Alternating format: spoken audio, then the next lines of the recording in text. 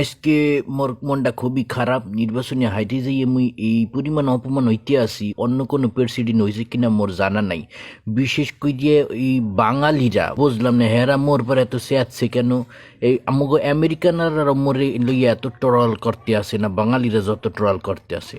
এই কারণে 3 দিন ধরে মুই ঠিকমতো খাইতে পারতে আসি না, ঘুমাইতে পারতে আসি না, কোথাও যাইতে পারতে আসি না।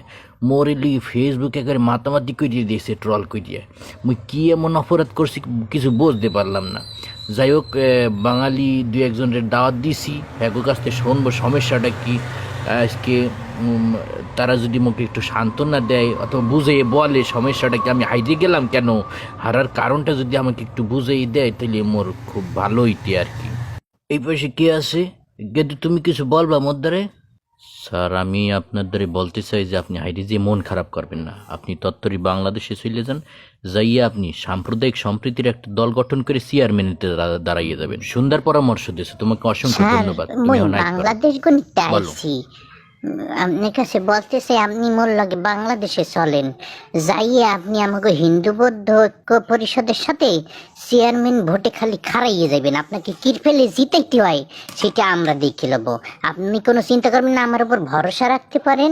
আমি থাকতে আপনাকে নির্বাচনে কেউ হারাতে পারবে না। এই তো স্যার, খুশি হয়ে গেছি। আপনি এই যে আমার হাতে হাত রাখছেন, এই হাত আমি জীবনে সাইতে যাব না। আমরা দুজন পাশাপাশি থাকতে সারা জীবন তোর কাটাইয়ে বাড়িতে দিতে চাই। কে কে আছে? মোর স্বামী ছেলে মরে গেছে। এখন আমি বিবাহের জন্য পাত্র খুঁজতে আছি। সবসময় সারা দুনিয়া ঘুরে বেড়াইতেছি যে ভালো একজন পাত্র পাইলে বিয়ে করে ফেলাম। বুঝছি। এই আরে মাতারি যাব অত কথা না, তুমি কাজী ডাকো, বিয়ের ব্যবস্থা করো। আমি বাংলাদেশে যে চেয়ারম্যান খারাই যাবো। আর এই যে আমার পাত্রী চলে আইছে, এর লগে মোর সমস্ত বিয়ের ব্যবস্থা করে ফেলাও, আর কোনো চিন্তা নেই, ঠিক আছে?